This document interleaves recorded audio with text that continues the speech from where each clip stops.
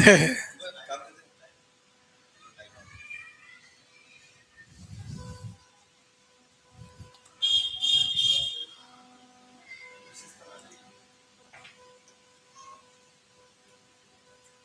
राम सभी को आज आप बोलोगे।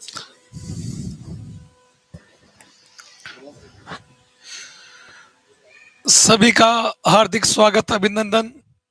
Shri Ram coaching classes defence academy Kishangarh में आप सभी का हार्दिक स्वागत अभिनंदन करता हूं मैं खान सर। जल्दी से लाइव आ जाएं और सबसे पहले आप सभी लोग लाइव आ जाएं, क्लास को अधिक से अधिक शेयर करें और लाइक करें और अपनी अटेंडेंस दें ताकि हम क्लास को सुचारू रूप से चालू किया जा सके। और देखिए, Shri Ram coaching classes defence academy जो किशनगढ़ है, ये किशनगढ़ नागरीदास की भूमि है। और आप नागरीदास की भूमि जानते हैं, नागरीदास यानी भारत की मोनालिसा जिसको कहा जाता है, बड़ी ठंडी शैली, वहां से आपके लिए क्लास लाइव आ रही है। तो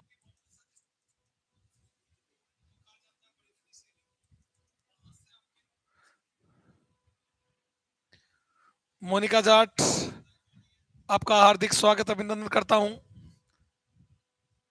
सरवनलाल गुजर, जय दरबार की, बिल्कुल आपका भी स्वागत है Shri Ram classes digital online platform पर। ज्योति परसोया, जय श्री राम। सभी लोग जल्दी से लाइव आ जाएं, जल्दी से ज्यादा संख्या में जुड़ें, क्लास को लाइक करें और दबाकर शेयर करें ताकि हम क्लास को चला सकें। और आप सभी लोगों की उपस्थिति बहुत जरूरी है, जल्दी से आ जाएं, जल्दी से आओ भाई लाइव। आज की क्लास का आनंद लें।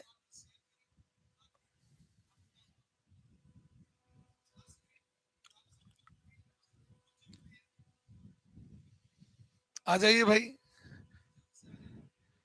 देखिए, Shri Ram coaching classes defence academy Kishangarh आपके लिए एक ऑनलाइन डिजिटल प्लेटफॉर्म लेके आया है और आप सभी इसका लुत्फ उठाएं, अधिक से अधिक फायदा उठाएं। आप देखिए, किशनगढ़ के युवाओं के लिए जो तैयारी कर रहे हैं किसी न किसी नौकरी की, उन सब के लिए एक ऐसा डिजिटल प्लेटफॉर्म लेके आए हैं। श्री राम सर का मैं धन्यवाद करना चाहूंगा कि किशनगढ़ के युवाओं की आवाज सुनी और इनको लगा कि भाई हमारे युवाओं के लिए यहाँ पर ऑनलाइन डिजिटल प्लेटफॉर्म होना चाहिए। इनकी ऑफलाइन कोचिंग तो चलती है, साथ में इन्होंने डिजिटल प्लेटफॉर्म भी चालू किया है। तो आप सभी लोगों का स्नेह और प्रेम ऐसा ही बना रहे और दिनों दिन हम आपकी जो कामयाबी होगी उस कामयाबी में हम हिस्सा बनेंगे। तो आप ऐसे ही हमारे साथ प्रेम और स्नेह बना के रखें। साजिद खान, अस्सलाम वालेकुम। वालेकुम साजिद खान, आप नोटबुक लेकर सभी लेके बैठ जाएं, नोट्स बनाएं। कोई भी क्वेरी हो तो आप उसको शेयर कर सकते हैं, मगर आप क्लास को अधिक से अधिक शेयर करें। फिर मैं आप सभी दोस्तों का हार्दिक स्वागत अभिनंदन करता हूं इस डिजिटल प्लेटफॉर्म पर, Shri Ram coaching classes defence academy Kishangarh में। तो आप सभी लोग आइए, अधिक से अधिक संख्या में जुड़े।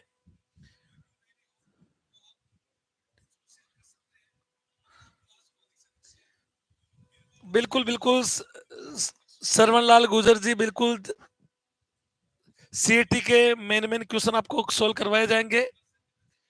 आजकल अपनी शुरू में हमने क्लास डाल दी है तो क्लास होगी, उसके लिए हम अलग से टाइम निकालेंगे आपके लिए, आपकी बातों को सुना जाएगा।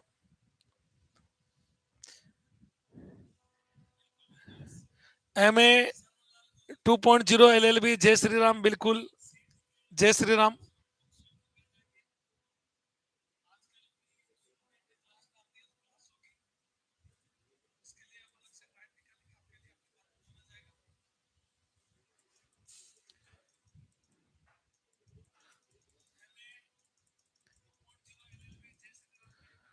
भाई अधिक से अधिक संख्या में क्लास को शेयर करें परमेश वेरवा, जय श्री राम, जय कृष्णा। अनीश जी सर, बिल्कुल बिल्कुल। सरवणलाल गुजर जी, शेयर करो भाइयों। सभी सभी लोग जो आए हैं लाइव, सभी क्लास को शेयर करें, अधिक से अधिक संख्या में दबाकर शेयर करें ताकि हम क्लास को शुरू कर सकें। और देखिए, आप लोग सभी जानते हैं कि हम शिक्षा से जुड़े हुए हैं। शिक्षा वो मंत्र है जो आपको लड़ना सिखाती है और बोलना सिखाती है। जिसने शिक्षा ली है, जीवन में इतिहास गवाह कि उन्होंने क्रांतियां की है, देश कई देशों को आजादी दिलाई है। और शिक्षा से देके आप फर्श से अर्श तक पहुंच सकते हैं। शिक्षा वो धन है जो कभी चोरी नहीं हो सकता। शिक्षा आपके जीवन के साथ जुड़ी रहेगी। और आप सभी लोग, और ये कहते हैं कि शिक्षा जीवन नहीं है, शिक्षा जिंदगी है।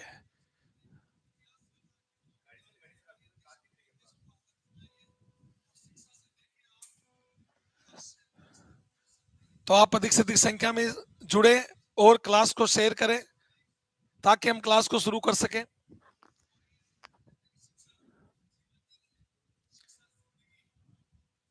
और देखिए, कहते हैं कि पक्षी उड़े और पंख ना हिले, ऐसा हो नहीं सकता।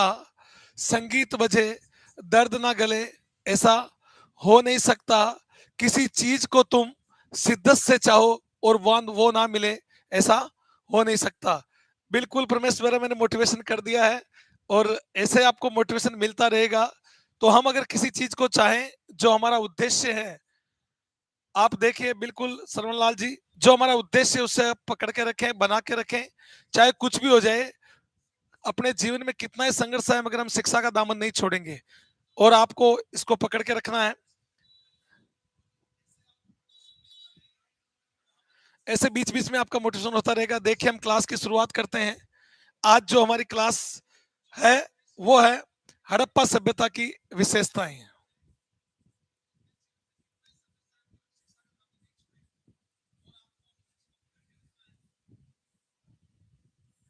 हड़प्पा सभ्यता की हम चर्चा कर रहे थे। मैंने पिछली क्लास में बताया था, एक बार मैं रिकॉल कर देता हूं कि हड़प्पा सभ्यता की शुरुआत सबसे पहले 1826 में चार्ल्स मेसन ने इसके बारे में सर्वप्रथम बताया था, इसकी जानकारी दी थी।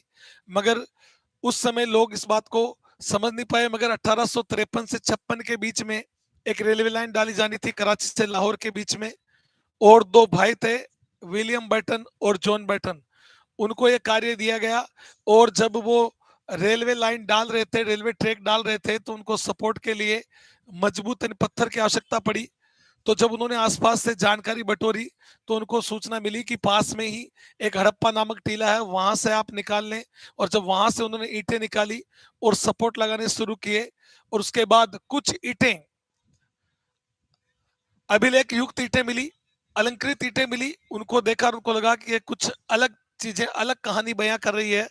इसके बाद जॉन मार्शल भारतीय पुरातत्व विभाग के निदेशक बने 1899 से 1902 के बीच में। और उस समय भारत के वायसराय थे लॉर्ड कर्जन, और उन्होंने फिर इस कार्य को आगे बढ़ाया और अपने विश्वास पात्र जो व्यक्ति था उनका राय बहादुर दयाराम साहनी, उनको खोज कार्य में लगाया। 1921 में इसको खोजा गया रावी नदी के बाएं तट पर। और ये कहाँ थी? पाकिस्तान का पंजाब क्षेत्र का मोंटगोमरी जिला था, और वर्तमान में उसका नाम शाहीवाल है। वहां पर इसको खोजा गया और हमने देखा कि यहाँ पर खुदाई हुई। उत्खनन करता थे 1926 में माधव स्वरूप वस, 1946 में आए मार्टिन व्हीलर, जिन्होंने अस्त्र विन्यास करके इसकी उत्खनन किया, खुदाई की। और इसके बाद मैंने आपको बताया था कि इसकी भारत के संदर्भ में कि इसका उत्तरी बिंदु मांडा है, दक्षिणी बिंदु देमाबाद है, पूर्वी बिंदु आलमगीरपुर है, और पश्चिमी बिंदु नागेश्वर, कई बुक्स में लोथल भी आता है। और संपूर्ण सिंधु सभ्यता की अगर बात करें तो वहां पर आपको मिलता है कि उत्तरी बिंदु है अफगानिस्तान, मुंडी गाक और शोर्तगई दो स्थान, और पूर्व में आलमगीरपुर, दक्षिण में देमाबाद, और पश्चिम में है सुतका गेंडोर बलूचिस्तान। उत्तर से दक्षिण की लंबाई है 1400 किलोमीटर, पूर्व से पश्चिम की है 1600 किलोमीटर है। अगर तटवर्ती आपसे पूछा जाए तो 1300 किलोमीटर है। संपूर्ण सभ्यता का क्षेत्र बताया गया जब अविभाजित भारत था 12,99,000। सुखी गुजर, राधे राधे सर जी, बिल्कुल राधे राधे। धनु टाटावत, जय श्री राम, बिल्कुल जय श्री राम, सभी का मोस्ट वेलकम है। और कल वाली जो क्लास मैंने रिकॉल की है। अब हम बढ़ते हैं आगे। आगे हम बात करेंगे, आज जो हम चर्चा करने जा रहे हैं, सबसे पहले बात करेंगे दोस्तों हड़प्पा सभ्यता के कालक्रम की। हड़प्पा सभ्यता का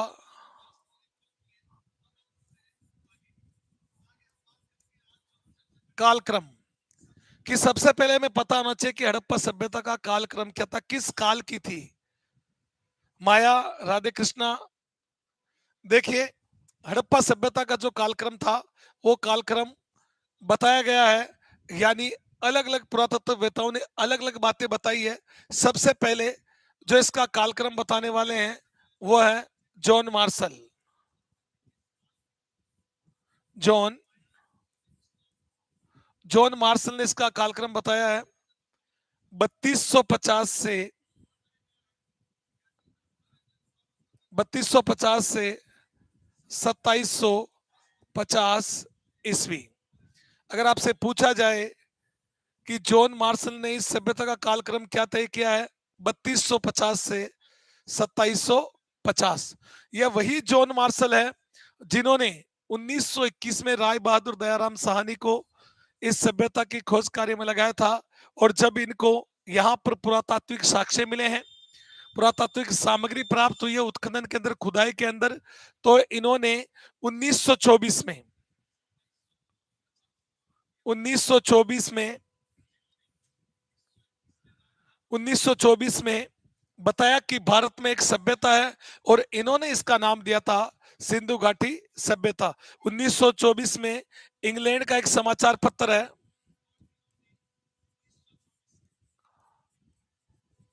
समाचार पत्र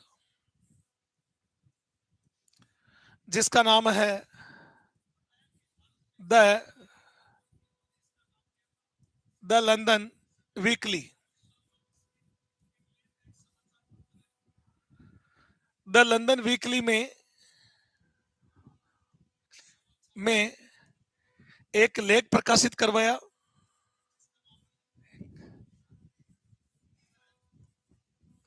एक लेख प्रकाशित करवाया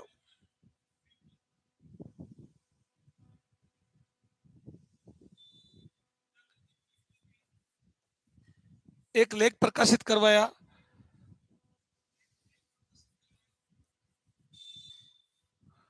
और पहली बार इस सभ्यता को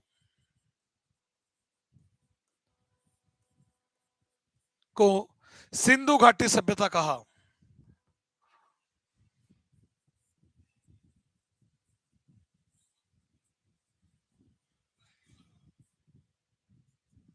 इस सभ्यता को सिंधु घाटी सभ्यता कहा। क्वेश्चन बनता है क्या पहली बार इसको सबसे पहले जो सिंधु घाटी सभ्यता नाम दिया, वर्तमान में इसको हड़प्पा कहा जाता है, मगर पहला जो इसका नामकरण था वो था सिंधु घाटी सभ्यता। और ये नाम देने वाले कौन थे? जॉन मार्शल, जिन्होंने इसका कालक्रम बताया था 3250 से 2750। 1924 में इंग्लैंड का एक समाचार पत्र था या ब्रिटिश कह सकते हैं आप, द लंदन वीकली में एक लेख प्रकाशित करवाया और इस पहली बार इस सभ्यता को सिंधु घाटी सभ्यता कहा। ये कहने वाले कौन थे? तो क्वेश्चन सीधा सीधा बनता है कि हड़प्पा सभ्यता को देखिए पहला नाम क्या है इसका, सिंधु घाटी सभ्यता। तो आप देख सकते हैं क्वेश्चन बनता है कि सिंधु घाटी सभ्यता किसने कहा था? तो कहने वाला था जॉन मार्शल, जो क्या था इस समय निदेशक, क्या था? निदेशक। यानी ये 3200 से 2700 ईसा पूर्व है, ईसा पूर्व। आप देखिए 3250 ईसा पूर्व से 2750 ईसा पूर्व है, ईसा मसीह के जन्म की पहले की घटना है। तो इतिहास में जब ये ईसा पूर्व आप पढ़ते हैं तो इस समय डेट कोई मायने नहीं रखती है, केवल कालक्रम तय किया जाता है, ईस्वी बताई जाती है। तो 3250 ईसा पूर्व से 2750 ईसा पूर्व ये किसने बताया था? जॉन मार्शल ने।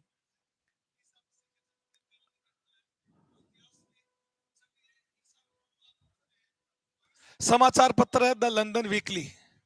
द लंदन वीकली समाचार पत्र में दिया था, इसने लेख प्रकाशित करवाया, छपाया था कि भारत में, यानी भारत में क्या एक सभ्यता है। देखिए, अगर आप थोड़ा बैक जाएंगे तो आप देखेंगे कि सबसे पहले अरब यात्रियों ने क्या कहा था भारत को, डाकुओं का देश, क्योंकि यहां पर लूटपाट होती थी। उसके बाद अंग्रेजों ने कहा कि अंग्रेजों ने कहा भारत के लोगों के लिए कि तो असभ्य है, जंगली है, बर्बर है, सभ्य लोग तो हम हैं। मगर जब इस सभ्यता की खोज हुई तो दुनिया को पता चल गया था कि भारत भी सभ्य देश था।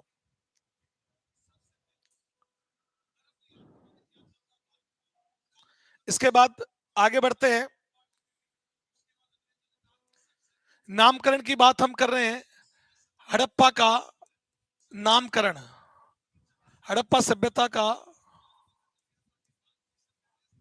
नामकरण, तो नामकरण की बात करते हैं तो हड़प्पा सभ्यता का नाम कब कैसे हुआ, तो तीन तीन नाम मिलते हैं इसके हमें इतिहास के अंदर। सबसे पहला नाम मिलता है सिंधु घाटी सभ्यता। सिंधु घाटी सभ्यता कहा गया, बाद में इस सभ्यता को कहा गया सिंधु या सिंधु सभ्यता कह सकते हैं आप, सिंधु सरस्वती सभ्यता।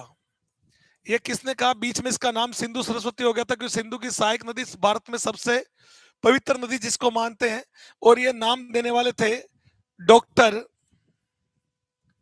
रफीक मुगल।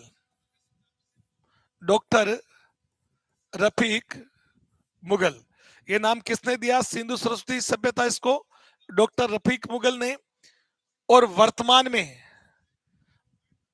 हड़प्पा,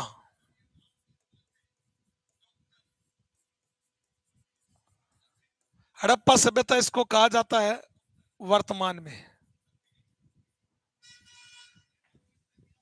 तो सर्वप्रथम क्या नाम दिया गया, सर्वप्रथम नाम दिया गया था सिंधु घाटी सभ्यता या सिंधु सभ्यता। बाद में इसका नाम हो गया सिंधु सरस्वती सभ्यता, देने वाले डॉक्टर रफीक मुगल थे। और हड़प्पा सभ्यता वर्तमान में प्रचलित है, प्रचलित नाम।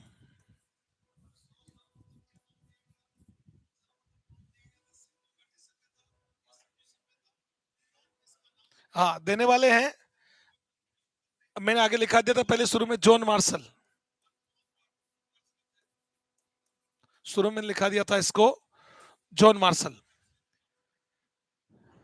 यशपाल चौधरी, बिल्कुल आपका स्वागत है और आपको एडवांस में मुबारकबाद है। और खुशीराम जी सर जो अराई में श्री वाले कोचिंग क्लास चलाते हैं और बहुत ही अराई के युवाओं के लिए अच्छी कोचिंग चला रहे हैं, और इनकी तरफ से जिनके किसी भी बच्चे के माता पिता नहीं है उनको ये फ्री कोचिंग देते हैं। तो इन्होंने अराई के अंदर क्रांति लाई है खुशीराम जी सर ने, इनका भी हार्दिक स्वागत, अभिनंदन। माया सर, किस सभ्यता में मृत आदमी के साथ आभूषण को दफनाया गया है? अगर आप देखते हैं भारत के संदर्भ में तो सबसे पहले आदमी के साथ आभूषण को दफनाने के जो साक्ष्य मिलते हैं हमें हड़प्पा से मिलते हैं।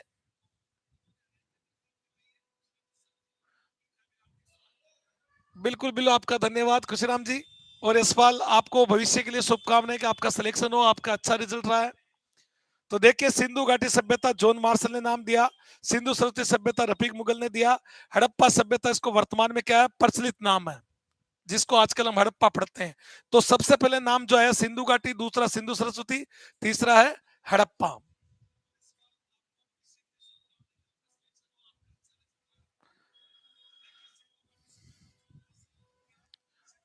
आगे बढ़ते हैं, जल्दी से आप स्क्रीनशॉट ले लें, फिर आगे बढ़ते हैं और आगे देखिए। इसके बाद देखिए, एक कालक्रम का पता लगाने के लिए एक वैज्ञानिक विधि है जिसको कहते हैं C14 या कार्बन डेटिंग पद्धति। उसके हिसाब से इसका कार्य कालक्रम क्या तय किया गया वैज्ञानिकों ने, जिसको वो उसके बारे में बात करेंगे। देखिए, कार्बन डेटिंग पद्धति के अनुसार, कार्बन डेटिंग पद्धति, ये क्या है? वैज्ञानिक विधि है।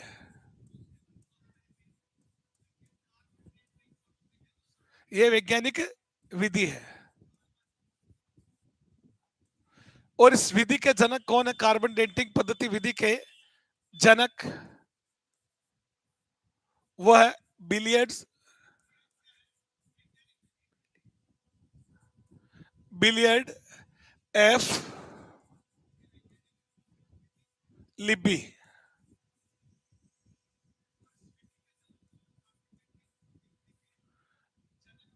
Billiard F Libby. और देखिए इन्होंने बताया कि कार्बन डेटिंग पद्धति क्या होती है। इसको कहते हैं C14। C14 कार्बन डेटिंग पद्धति।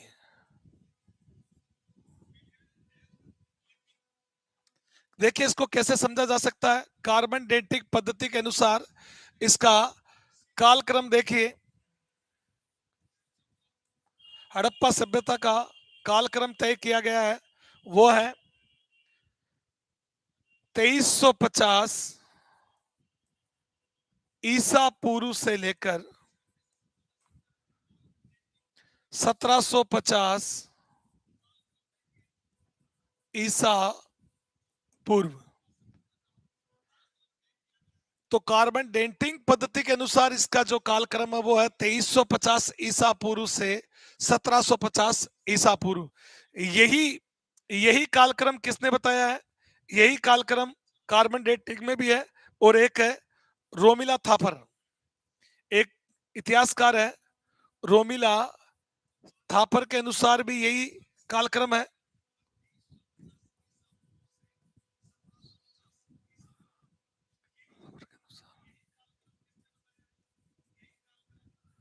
रोमिला थापर के अनुसार कालक्रम इसका वो भी यही सेम 2350 ईसा पूर्व से 1750 ईसा पूर्व। तो आप देख सकते हैं कालक्रम के हिसाब से आपको जो पूछे जाते हैं क्वेश्चन, ज्यादातर वो इसी के अकॉर्डिंग पूछा जाता है कि जॉन मार्शल ने इसका हड़प्पा सभ्यता का कालक्रम क्या बताया, 3250 ईसा पूर्व से 1700 2350 ईसा पूर्व। उसके बाद कार्बन डेटिंग पद्धति जो एक वैज्ञानिक विधि है और इसके जनक है बिलियर्ड एफ लिब्बी। C14 इसको कहा जाता है कार्बन डेटिंग पद्धति को। कालक्रम 2350 ईसा पूर्व से 1750 ईसा पूर्व। और रोमिला थापर के अनुसार भी यही कालक्रम बताया गया है। तो कार्बन डेटिंग और रोमिला थापर का सेम कालक्रम मिला है। और आप देखिए C14 में क्या होता है, कार्बन के अणु होते हैं, उसके अनुसार इसको निकाला जाता है। बिल्कुल श्री शिवालिक क्लासेज अराई की तरफ से बिल्कुल वो हमें सपोर्ट कर रहे हैं, कह रहे हैं कि इतिहास की क्लास बहुत महत्वपूर्ण है और इसको जितना हो सके क्लास को शेयर करें। धन्यवाद। जगदीश रलावता, राम राम। और खुशीराम जी इतना सपोर्ट कर रहे हैं तो इनके लिए यानी एक हमारे लिए बिल्कुल सच्चे मित्र हैं और हमारा पूरा ख्याल रखते हैं। मैं इनके अंडर में सेवाएं देता हूं ऑफलाइन में। बहुत बहुत धन्यवाद आपका। अब हम बात करेंगे आगे कालक्रम की, वो होगा एनसीईआरटी के अनुसार।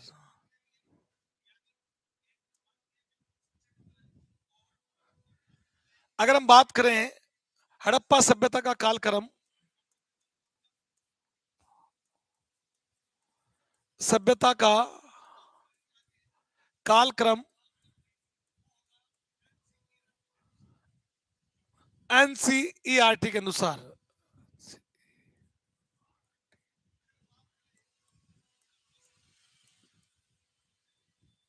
बहुत इंपॉर्टेंट है, हमें यह ध्यान में होना चाहिए कि एनसीईआरटी इसका कालक्रम क्या मानती है। देखिए national council education research and training, NCERT की फुल फॉर्म है। जो हड़प्पा सभ्यता कालक्रम मानती है एनसीईआरटी, एनसीईआरटी मानती है मित्रों 2600 ईसा पूर्व से 1900 ईसा पूर्व।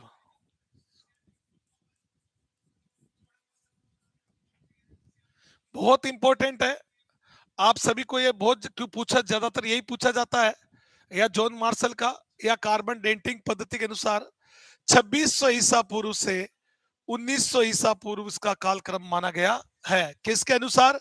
एनसीईआरटी के अनुसार। मदन लाल गुजर, बहुत बहुत धन्यवाद आपका। और हमारे परम मित्र मिट्टू लाल जी, नंद किशोर वैष्णव, बिल्कुल बिल्कुल आपका मोस्ट वेलकम है कि आप आए और हमारा साथ दे रहे हो। बहुत बहुत धन्यवाद आपको नंद किशोर वैष्णव जी। देखिए, हड़प्पा सभ्यता का कालक्रम हो गया एनसीईआरटी के अनुसार 2600 ईसा पूर्व से 1900 ईसा पूर्व। तो आप एक बार में जो अभी जुड़े हैं उनको बता देते हैं कि अभी तक हमने क्या पढ़ा है। देखिए, हड़प्पा सभ्यता का कालक्रम, सबसे पहले जॉन मार्शल के बारे में बात की हमने कि 3250 ईसा पूर्व से 2750 ईसा पूर्व जॉन मार्शल ने बताया। और जैसे ही 1924 तक जब हमारे को पुरातात्विक साक्ष्य, यस चौधरी बिल्कुल आपका भी मोस्ट वेलकम है। 1924 में इंग्लैंड का एक समाचार पत्र ब्रिटेन का द लंदन वीकली में जॉन मार्शल ने एक लेख प्रकाशित करवाया और वो लेख में क्या लिखवाया कि भारत में एक सभ्यता है, एक सभ्यता के अवशेष मिले। कौन सी? सिंधु घाटी सभ्यता।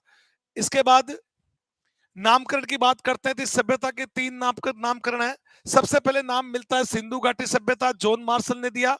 उसके बाद इसका नाम आगे जाकर बीच में हो गया सिंधु सरस्वती सभ्यता, क्योंकि सिंधु की सहायक नदी है सरस्वती, बहुत ही पावन में, वेदों में इसको धृस्वती कहा गया है, यानी बहुत पवित्र नदी मानी जाती है।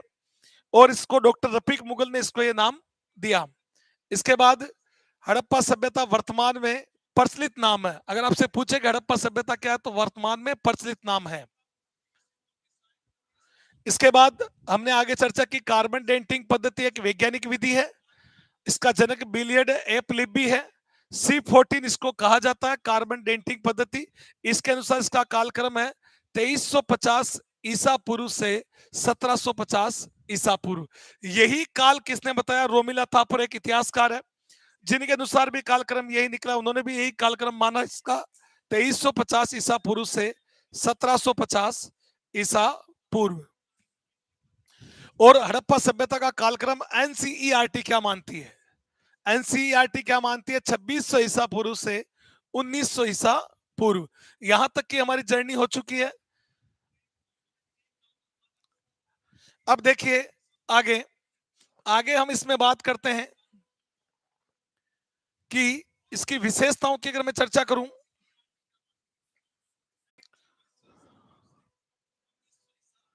आगे हम इसकी चर्चा करते हैं। और चर्चा में देखिए, एक नदी है दोस्तों, और उस नदी का नाम है सिंधु नदी। एक नदी है और नदी का नाम क्या है? सिंधु नदी। सिंधु नदी है दोस्तों, और ये सिंधु नदी के किनारे पर ये आपको सभ्यता मिली।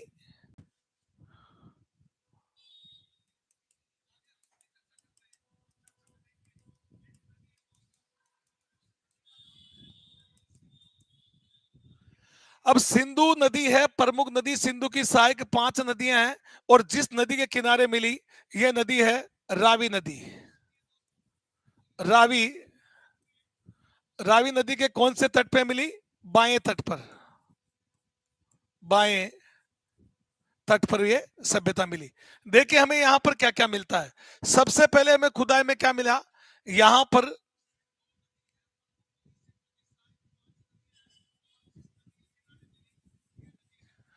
इस नदी के किनारे हमें क्या मिलते हैं? 6 की पंक्तियों में एक क्या मिला है? अनानागार।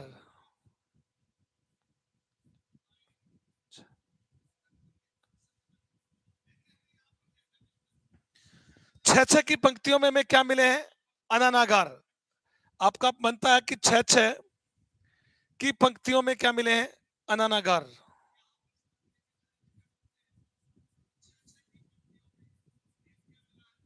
अनानागार।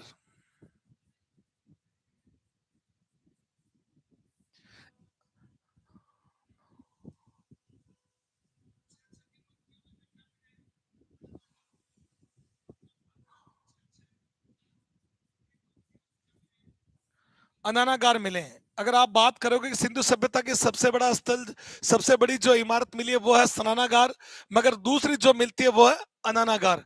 यानी अनानागार कहते हैं जहां पर ये अपने अनाज को इकट्ठा करते थे, उसका भंडारण, उसका स्टोरेज करते थे। छह छह की पंक्तियों में मिले हैं आपको अनानागार मिले हैं। यहां पर हमें क्या मिलते हैं दोस्तों, यहां पर मिलते हैं श्रमिक आवास।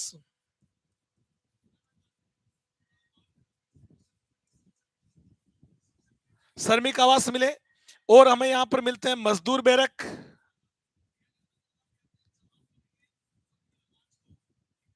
और यहां पर मिले हैं प्रशासनिक लोग।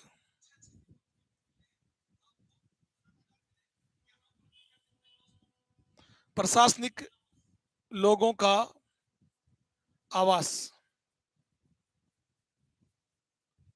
देखिए आप, छह छह की पंक्तियों में नानागार मिले हैं, श्रमिक आवास मिले हैं, मजदूर बैरक मिले हैं, प्रशासनिक लोग मिले हैं, और यहां पर हमें इस नदी के किनारे, रावी नदी के किनारे में एक नाव के साक्ष्य मिला है।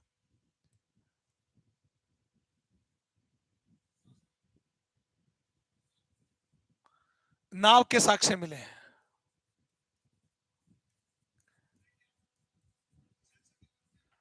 देखिए हमें यहां पर क्या क्या मिलता है। यहां पर हमें छह छह की पंक्तियों में अनानागार मिले हैं। नाव के साक्ष्य, सर्वप्रथम नाव के साक्ष्य कहां से प्राप्त होते हैं? हड़प्पा से होते हैं। हड़प्पा से श्रमिक आवास मिले हैं, मजदूर बैरक मिले हैं, और प्रशासनिक लोगों का आवास मिला है। और कहते हैं कि यहां पर हमें एक गोल चबूतरा मिला है।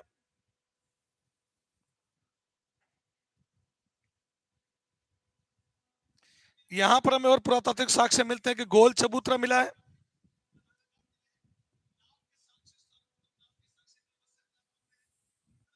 और यहां पर कहते हैं कि कुछ महिलाएं हैं।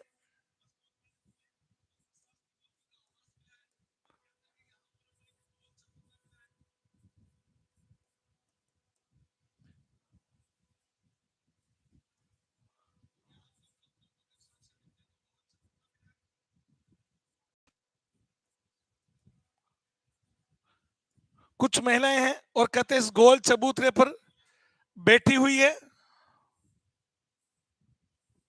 और यहां पर इस गोल चबूतरे पे क्या कर रही है? अनाज साफ कर रही है। अनाज साफ कर रही है। तो अनाज के सर्वप्रथम साक्ष्य कहां से मिलते हैं? हड़प्पा से। कौन सा अनाज साफ कर रही है? गेहूं और जौ। गेहूं व जौ के साक्ष्य मिलते हैं। वैसे तो यहां पर 9 फसल के साक्ष्य मिलते हैं: गेहूं, जौ, राई, सरसों, तिल, कपास, और खरबूज और तरबूज। खरबूज की जगह कई बुक्स में खजूर भी आता है। तो यहाँ पर महिलाएं, कुछ महिलाएं बैठी हुई है, अनाज साफ कर रही है, जो हमें दर्शा रहा है कि यहाँ पर अनाज के साक्ष्य सबसे पहले कहाँ मिलते हैं? हड़प्पा में। और श्रमिक आवास मिले हैं, मजदूर बैरक मिले हैं, प्रशासनिक लोगों का आवास मिला है, अनानागार मिला है। और आगे जब हम बढ़ते हैं तो हम देखते हैं कि यहाँ पर हमें क्या मिलता है। यहाँ पर हमें इनके घर मिले हैं, जो ग्रिड पैटर्न पर बने हुए हैं, जिनको हम जाल पद्धति कह सकते हैं। और जो सड़कें मिली है वो ऑक्सफोर्ड सर्कल मिला है। जो मुख्य सड़क होती है उसको प्रथम सड़क कहा गया है। तो यहां पर देखिए हमें बहुत साक्ष्य मिल रहे हैं। देखिए हमें किस प्रकार के भवन मिले हैं।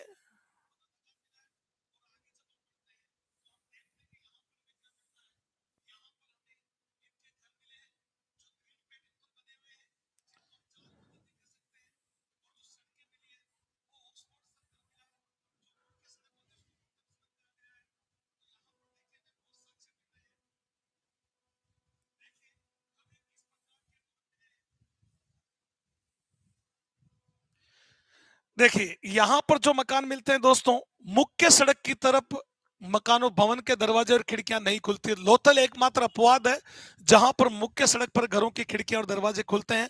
बाकी हड़प्पा में हमें घरों के दरवाजे किस तरफ खुलते हुए मिले हैं? गलियों में। कहाँ मिलते हैं? गलियों में। इनके ऐसे आवास थे, इधर गलियों में खुलते थे।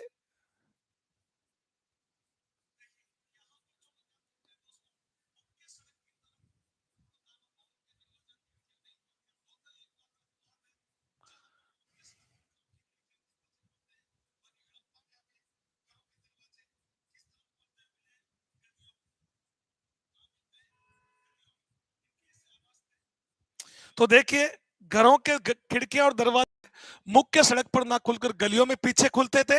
और यहां पर देखिए, यहां पर एक सर्कल मिल रहा है, चौराहा मिल रहा है, सड़कें समकोण पर काटती है, 90 डिग्री का कोण बनता है। और ये जो मुख्य सड़क है, मुख्य सड़क को क्या कहा गया था इसमें? प्रथम सड़क। मुख्य सड़क को क्या कहा गया? प्रथम सड़क। और इस प्रकार का जब चौराहा मिलता था, इसको कहा गया है ऑक्सफोर्ड सर्कल। ऑक्सफोर्ड सर्कल यानी चौराया। देखिए, ग्रिड पैटर्न में ऑक्सफोर्ड पैटर्न भी आता है। आप देख सकते हैं कि किस प्रकार यहां पर क्या क्या मिला है। और हम आगे देखेंगे कि यहां पर आर सेथी से कब्रिस्तान मिलता है, एच आकृति का कब्रिस्तान मिलता है, यहां पर कुमार का चाक मिलता है।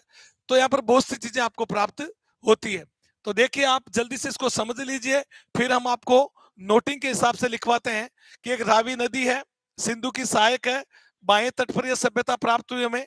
और यहाँ पर नाव के साक्ष्य, प्रथम बार नाव के साक्ष्य कहां से प्राप्त हुए हैं? हड़प्पा से। यहीं से हमें श्रमिक आवास मिले हैं, मजदूर बैरक मिले हैं, प्रशासनिक लोगों का रहने का ठिकाना मिला है, छह छह की पंक्तियों में अनागार मिले हैं, अनाज साफ कर रही महिलाओं के साक्ष्य मिले हैं, गोल चबूतरा है। ये क्या है? गोल चबूतरा।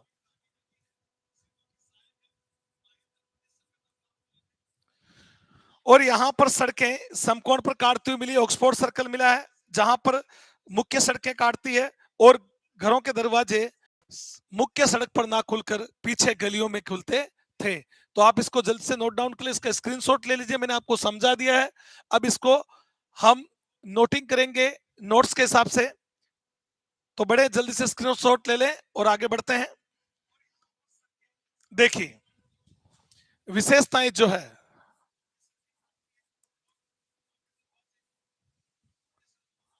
कि विशेषताएं क्या क्या विशेषताएं मिली आपको? पहला मिला है नाव के साक्ष्य, प्रथम बार हड़प्पा से नाव के साक्ष्य प्राप्त हुए।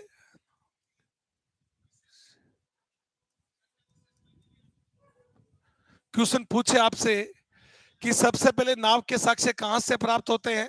हड़प्पा से। दूसरा,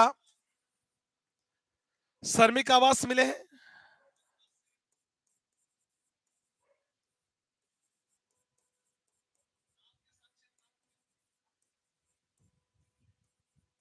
मिले हैं। तीसरा, मजदूरों के बैरक प्राप्त हुए हैं।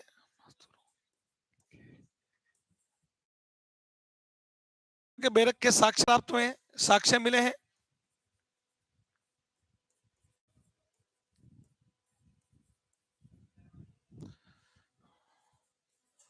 यहां पर अनाज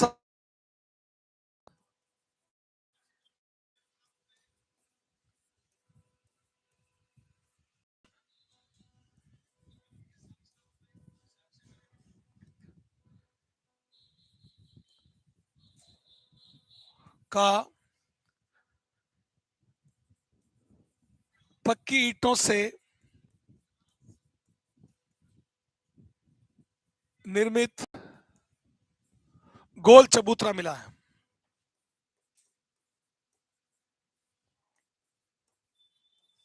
गोल चबूतरा मिला है। ध्यान रखें आप, ईंटों से निर्मित गोल चबूतरा कहां मिलता है?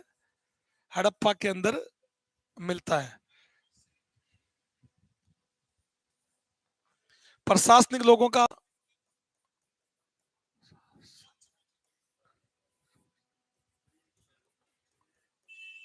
गोल चबूतरा, अनाज, श्रमिक आवास मिले हैं, मजदूरों के बैरक, अनाज साफ करती हुई महिलाओं के पक्की ईंटों से निर्मित गोल चबूतरा मिला है, प्रशासनिक लोगों का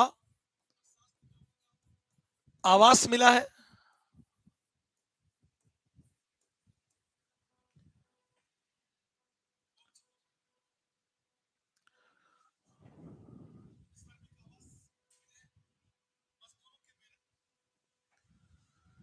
तो देखिए, हम हड़प्पा सभ्यता की विशेषताओं की बात करते हैं। प्रथम बार हड़प्पा से नाव के साक्ष्य प्राप्त हुए हैं, श्रमिक आवास मिले हैं, मजदूरों के बैरक के साक्ष्य मिले हैं, अनाज साफ करती हुई महिलाओं की पक्की ईंटों से निर्मित गोल चबूतरा मिला है, प्रशासनिक लोगों के आवास मिले हैं।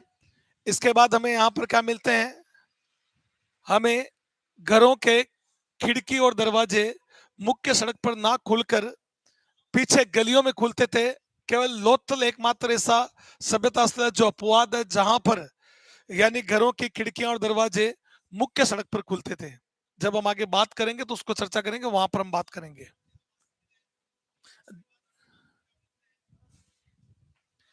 इसके बाद देखिए हमें और क्या मिलता है।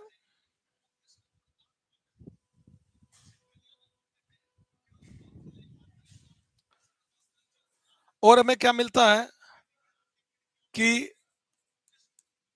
घरों के खिड़की व दरवाजे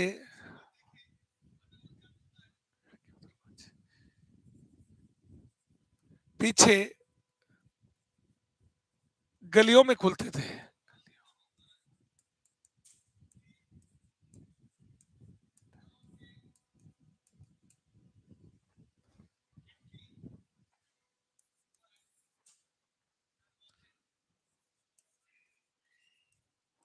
मुख्य सड़क को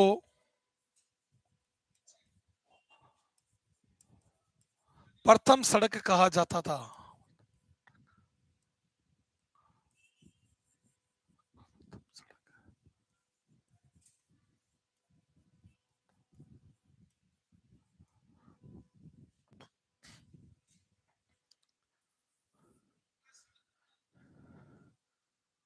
यहां पर जो भवन मिले हैं,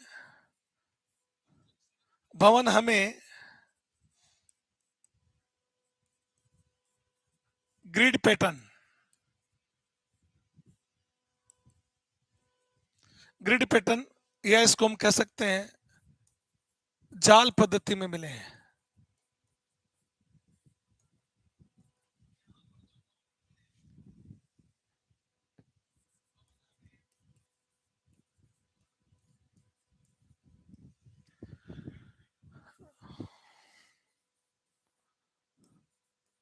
सड़कें समकोण पर काटती थी।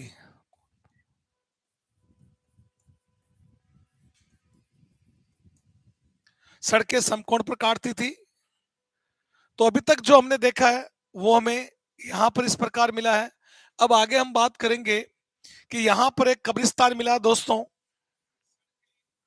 कब्रिस्तान किस प्रकार का मिला है? कब्रिस्तान मिला जिस एक कब्रिस्तान मिला है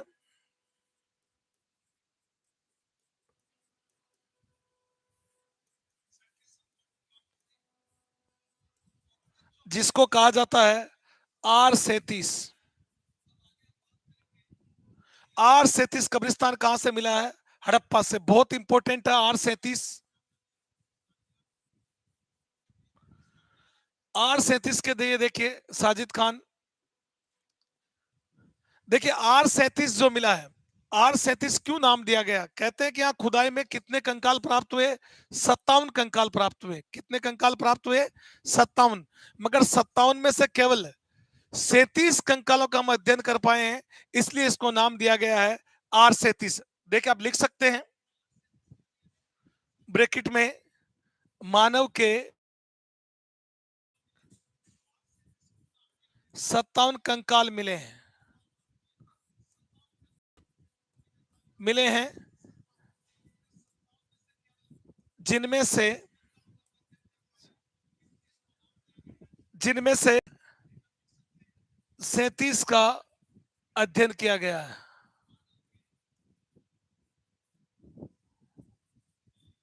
किया जा सका है, इसलिए इसको नाम दिया गया है R37। 57 कंकाल मिले हैं, 57 में से केवल हमने 37 को फाउंड किया, अध्ययन किया, इसलिए इसको R37 नाम दिया गया है। और यहां से कब्रिस्तान मिलता है दोस्तों एच आकृति का। हाँ, एच आकृति का कब्रिस्तान। एक कब्रिस्तान मिला जिसकी आकृति कैसी है? एच के समान। एच आकृति का कब्रिस्तान।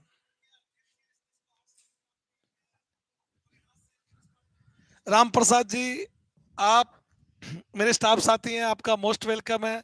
और आप अगर ये बात बोल रहे हैं कि आपसे पढ़ने के बाद हिस्ट्री थोड़ी हमें सरल लगने लगी है, बहुत बहुत धन्यवाद, आपका मोस्ट वेलकम है कि आप आए, अपनी अटेंडेंस दी, आपके लिए दिल से बिल्कुल थैंक यू। आप जुड़े रहें। तो एच आकृति मिलती है, एच आकृति का कब्रिस्तान भी आपको कहां से मिलता है? कब्रिस्तान।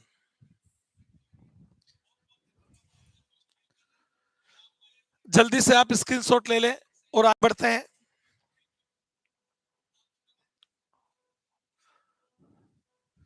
देखिए, और जो है यानी छह छह की पंक्तियों में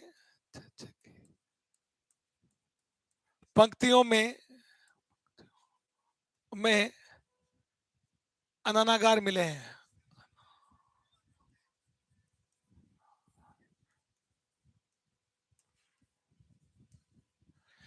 इसके बाद देखिए, छह छह की पंक्तियों में ध्यान रखना आप, छह छह की पंक्तियों में जो मैंने आपको उधर समझा दिया है। अब यहां पर देखिए, हड़प्पा सभ्यता की सबसे अच्छी बात वो है नगर नियोजन और जल निकासी प्रणाली। देखिए, हड़प्पा सभ्यता की प्रमुख विशेषता क्या है? हड़प्पा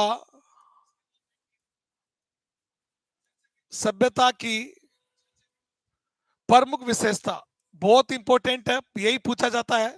सबसे प्रमुख विशेषता क्या है? वो है नगर नियोजन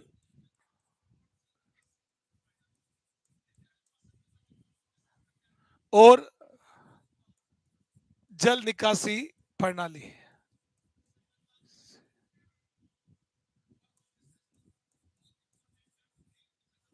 इन लोगों का ड्रेनेज सिस्टम और नगर नियोजन बहुत जबरदस्त था और ये विश्व की पहली नगरीय सभ्यता थी। तो देखिए किस प्रकार नगर थे यहां पर देखिए हमें दो टीले मिलते हैं। एक टीला है पश्चिमी टीला, यह है पश्चिमी टीला,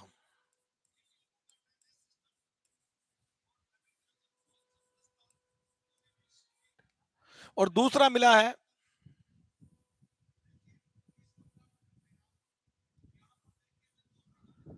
पूर्वी टीला।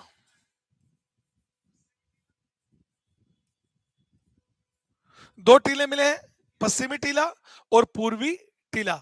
यह हम बात कर रहे हैं किसकी? नगर नियोजन की। किसकी बात कर रहे हैं? नगर नियोजन। तो एक पश्चिमी टीला है और एक पूर्वी टीला है। देखिए ऊंचाई पर जो मिला है इसको कहा जाता है ऊपरी टीला। ऊंचाई पर मिलने के कारण इसको कहा जाता है ऊपरी टीला, इसको कहा जाता है निचला टीला।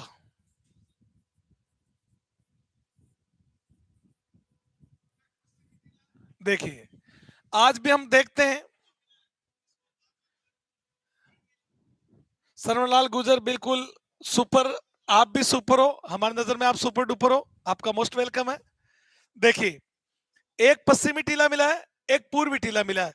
पश्चिमी टीला ऊपर है यानी ऊंचाई पर है, टीले के ऊपर है, तो ये इसको ऊपरी टीला कहा गया है। पूर्वी टीला नीचे मैदान में है तो इसको निचला टीला कहा गया है।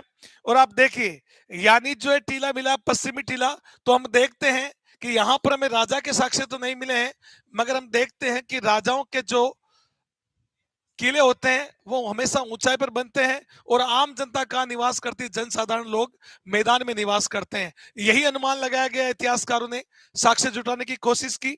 तो पश्चिमी टीला देखिए कैसा था? दुर्गीकृत था। कैसा था? दुर्गीकृत।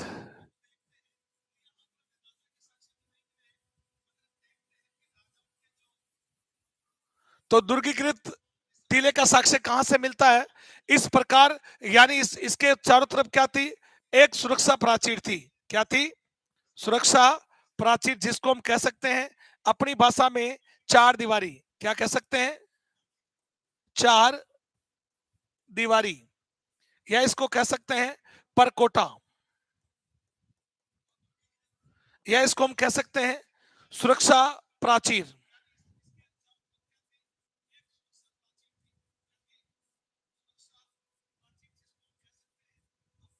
तो देखिए, चार दीवारी, परकोटा, सुरक्षा प्राचीर, और अपनी राजस्थानी भाषा में हम इसको कह सकते हैं, जैसे आज भी आप मकान बनाते हैं तो अपने मकान के आसपास क्या करते हैं, डंडा बनवाते हैं, चार दीवारी बनवाते हैं। तो सुरक्षा के लिए इन्हें मोटी दीवार बनवाई गई पश्चिमी, क्योंकि यहाँ पर कौन लोग थे, प्रशासनिक लोग। यहाँ कौन रहता था, कहते हैं कि यहाँ पर हमें किसके साक्ष्य मिलते हैं, इस इसको हम कह सकते हैं दुर्गीकृत।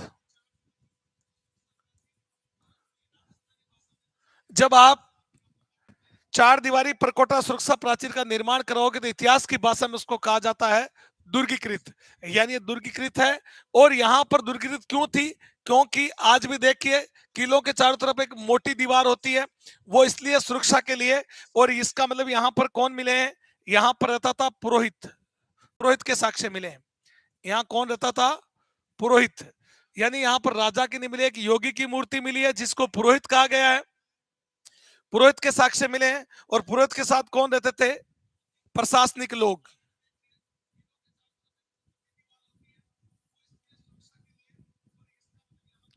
प्रशासनिक लोग, देखिए राजा रहेगा तो राजा के दरबार में जो उसके सेनापति है, विदेश मंत्री है, गृह मंत्री है, खाने शामा जो सब कुछ उसके साथ रहेंगे, तो दुर्गीकृत पुरोहित के साक्ष्य मिलते हैं और प्रशासनिक लोग मिले हैं। और यहाँ पर देखिए पूर्वी टीला कहाँ था, मैदान के अंदर था, तो मैदान में कौन रहती है, आम जनता। और यहाँ पर पूर्वी टीला में कौन कौन रहते थे, जन साधारण लोग, जन साधारण लोग। देखिए, जो हमें पुरातात्विक सामग्री मिली, साक्ष्य मिले, उसके आधार पे हम इसको अपनी वर्तमान से जोड़ के कर रहे हैं। इतिहासकारों ने वर्तमान से जोड़ के देखा है। तो ध्यान रखना, पूर्वी टीला निचला टीला है, यहां पर कौन मिले हैं, जनसाधारण लोग। इसलिए इसको कह सकते हैं हम अपनी भाषा में सामान्य सामान्य लोग, यानी आम जन।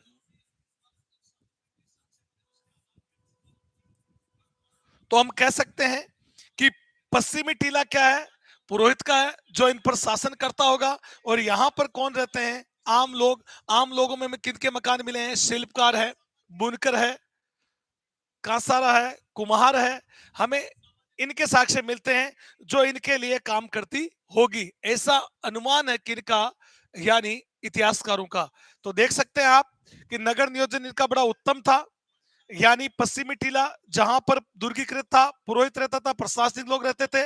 और इसके ऊपरी टीला, उसको ऊपरी टीला कहा जाता, चार दीवारी थी, परकोटा बना हुआ था, सुरक्षा प्राचीर बनी हुई थी। इधर पूर्वी टीले में कोई दुर्गीकृत नहीं था, कोई सुरक्षा प्राचीर नहीं थी, क्योंकि राजा को खतरा रहता था आक्रमण का, पुरोहित को, ना कि आम लोगों को।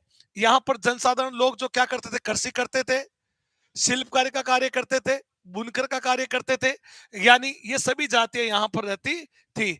तो यह है नगर नियोजन। और ध्यान रखना, इसके बाद हम आगे बात करेंगे जल निकासी प्रणाली। जल निकासी प्रणाली ध्यान रखना, देखिए इसको पश्चिमी टीले को, सबसे इंपॉर्टेंट बात जो आती है, पश्चिमी टीले को, पश्चिमी टीले को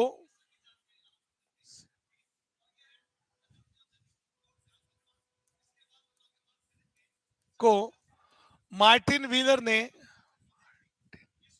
मार्टिन व्हीलर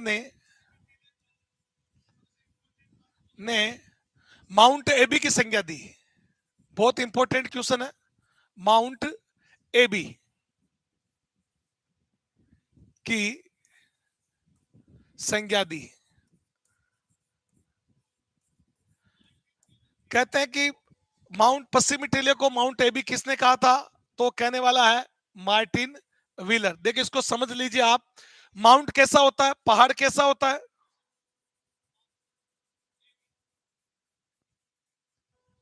इस प्रकार का पहाड़ होता है। तो आपको टीला की, टीले की आकृति भी कैसी मिलती है, ऐसी मिलती है।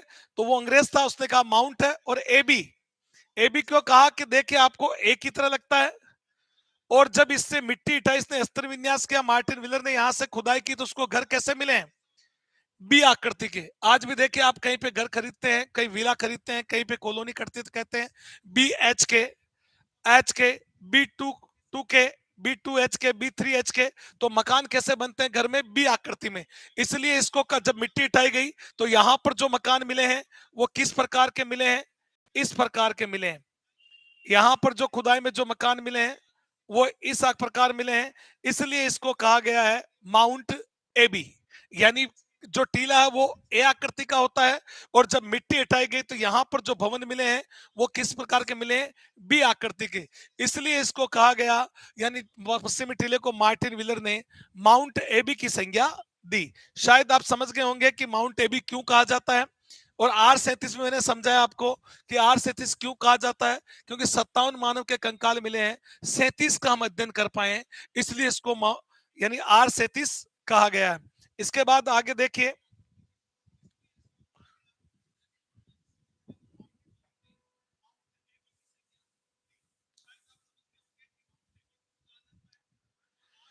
इसके बाद यहां पर हमें क्या मिलते हैं? यहां पर देखिए कुम्हार का चाक मिला है जो आम नगर में रहता था। तो देखिए कुम्हार के चाक के अवशेष,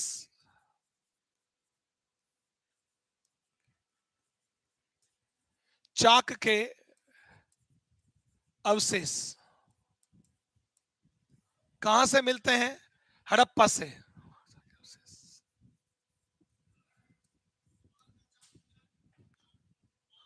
यानी यहां पर हमें मृदबांड मिले हैं। मृदबांड कहते हैं मिट्टी के बर्तन। यहां पर हमें क्या मिले? मृदबांड मिले हैं। तो कुम्हार ने बनाए होंगे, ऐसे तो बनेंगे नहीं। और यहां पर क्या मिलता है? कुम्हार के चाक के अवशेष मिले हैं। यहां पर हमें अभिलेख युक्त मोहरें मिली है। अभिलेख युक्त मोहरें मिली है, जिसमें ज्यादा अभिलेख कहते हैं चित्रांकित की हुई अलंकृत मोहरें मिली है, जिसमें ज्यादा चित्र किसके मिले हैं? वर्षभ के मिले हैं, पीपल के पेड़ के मिले हैं, वर्षभ के मिले हैं, और वर्षभ कौन सा? बिना कुबड़ वाला बेल। बिना कुबड़ वाला बेल। और हमें मिलता है एक श्रृंगी पशु।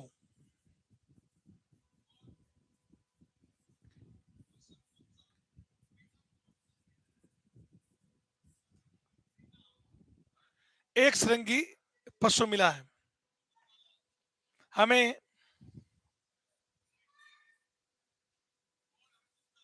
हाथी का कपाल खंड मिलता है।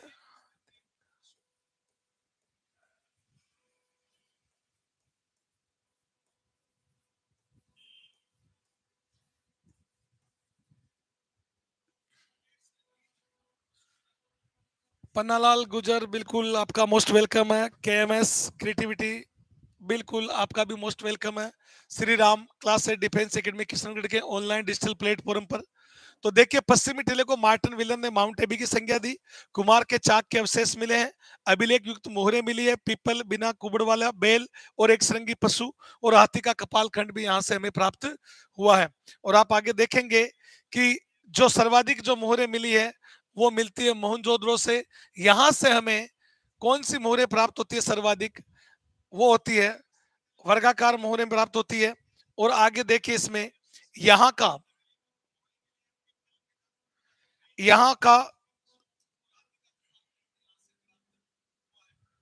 आगे हम देखेंगे यहां पर कि हमें क्या मिले हैं? मात्र सत्तात्मक परिवार का साक्ष्य मिला है।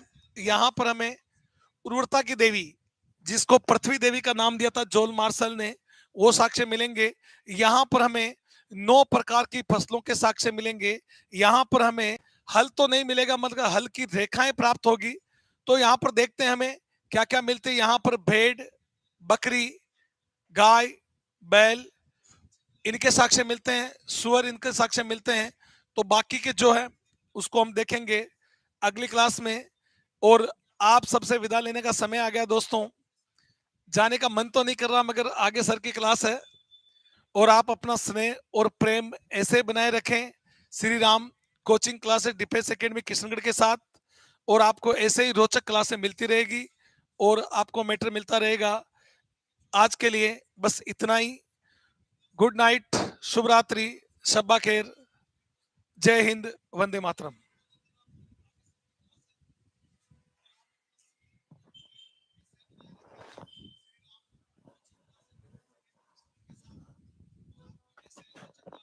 नमस्कार दोस्तों, अपनी जो मैथ्स की क्लास है ये स्ट्रीम बंद होगी। अगला जो लिंक है उससे आपको मैथ्स की क्लास पे जाना है, ठीक है। तो तैयार भी रहिए सभी लोग, इसको मैं बंद कर रहा हूँ और नेक्स्ट जो वीडियो है आपको मिल जाएगा। आप अपने चैनल पे बने रहिए, चैनल पे आपको लाइव वीडियो दिखेगा कुछ देर में। मैथ्स के अंदर अपना लाभ वाली टॉपिक आज पूरा होगा और मजेदार चुटकुला भी सुनाएंगे आपको आज, और अच्छी क्लास होगी, ठीक है। मिलते हैं जल्दी, 5 मिनट के अंदर मिलते हैं। रेडी रहिएगा सब। हाँ अनिल, अनीस भाई, सॉरी अनिल जी टॉप, अच्छा आपके लिए लिखा, sorry sir. Anil ji top, अच्छा अच्छा, मैं सोचा किसी को कुछ कहना चाह रहा आपसे। हाँ सजित भाई, ओके ठीक है, रेडी रहना सभी लोग।